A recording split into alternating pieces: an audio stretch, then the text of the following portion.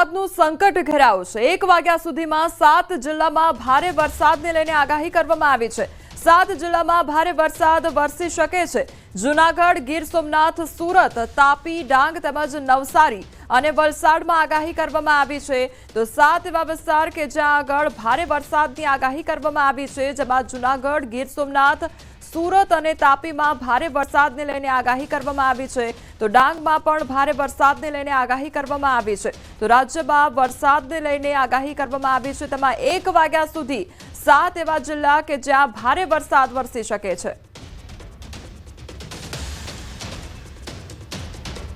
कलाकनो control room शुरू करवामां आव्यो छे। तमाम अधिकारीओने सतर्क रहेवा माटे सूचना आपवामां आवी छे। तकेदारीना पगला भरवा माटे सूचना आपवामां आवी छे। तो सूरत शहरमां पण वरसादने लईने जो आगाही करवामां आवी छे तेने लईने तमाम अधिकारीओ अत्यारे सतर्क रहेवा माटे सूचना आपवामां आवी छे। तकेदारीना पगला भरवा माटे आ सूचना आपवामां आवी छे अने दक्षिण गुजरातमां भारे वरसादने लईने आगाही करवामां आवी छे। हमारी साथ हाल संवाददाता कीर्तेश जोड़ाई गया है। सूरत में हवे जे प्रकारे वरसाद ने लईने आगाही है, कीर्तेश, भारे वरसाद ने लईने आगाही है, अधिकारीओ द्वारा कया प्रकारे अत्यारे एलर्ट राखवामां आव्युं छे अने सूचनाओ कया प्रकारे जारी करवामां आवी छे?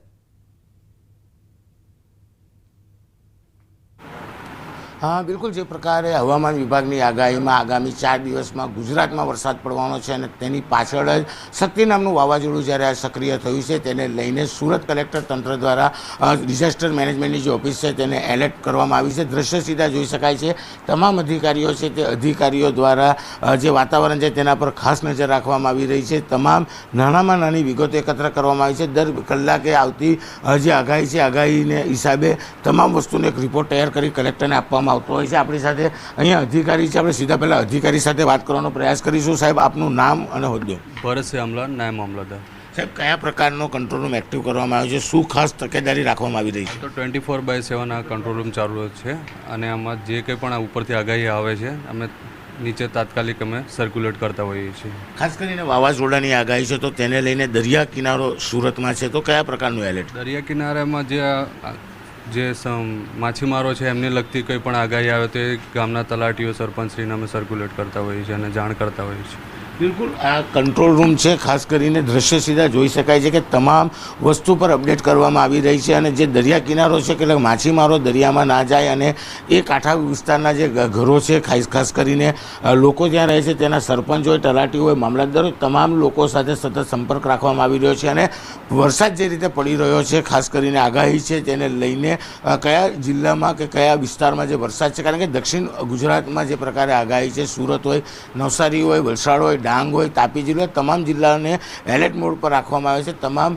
એક જગ્યાની તકેદારી રાખવામાં આવી રહી છે અને નાનામાં નાની વિગત જે તે ડિપાર્ટમેન્ટને આપવામાં આવે છે, એટલે કે કોઈપણ પરિસ્થિતિને પહોંચી વળવા માટે 24/7 એટલે કે 24/7 આ કંટ્રોલ રૂમ એલર્ટ મોડ પર રાખવામાં આવ્યો છે। કારણ કે અત્યારે ભારે વરસાદની આગાહી છે, ત્યારબાદ વાવાઝોડું અને ત્યારબાદ કહી શકાય વિધિવત ચોમાસું શરૂ થવાનું, એટલે કે તમામ મુદ્દાઓને ધ્યાનમાં રાખી સુરત કલેક્ટર દ્વારા આ કંટ્રોલ રૂમ ચાલુ કરવામાં આવ્યો છે અને ત્યાં આગળ તમામ અધિકારીઓ વાતાવરણ પર ખાસ નજર રાખી રહ્યા છે।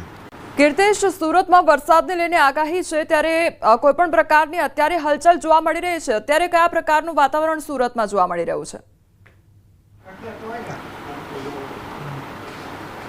બિલકુલ, ગઈકાલે જે પ્રકારે સુરત સહિત દક્ષિણ ગુજરાતમાં વરસાદ વરસ્યો હતો તેને લઈને ડાંગરના પાકને મોટા પ્રમાણમાં નુકસાન હતું અને જે પ્રકારે આગાહી કરવામાં આવી છે તેને લઈને તંત્રને એલર્ટ મોડ ઉપર મૂકવામાં આવ્યું છે। કારણ કે ભારે વરસાદની આગાહી છે અને કોઈપણ પરિસ્થિતિને પહોંચી વળવા માટે તમામ જે વિભાગો છે તમામ વિભાગોમાં સૂચના આપી દેવામાં આવી છે અને જે પ્રકારે આગામી 4 દિવસ જ્યારે ભારે વરસાદની આગાહી છે, આમ તો ગુજરાતમાં દક્ષિણ ગુજરાત વરસાદનું સૌથી મોટું પોકેટ કહી શકાય અને દક્ષિણ ગુજરાતનો ડાંગ છે કે જે ચેરાપુંજી કહી શકાય સૌથી વધુ વરસાદ સિઝનમાં દક્ષિણ ગુજરાતમાં પડતો હોય છે, જેને લઈને સુરત નહીં પણ દક્ષિણ ગુજરાતના તમામ જિલ્લાઓને એલર્ટ રાખવામાં આવ્યા છે। એલર્ટ જોવા મળી રહી છે।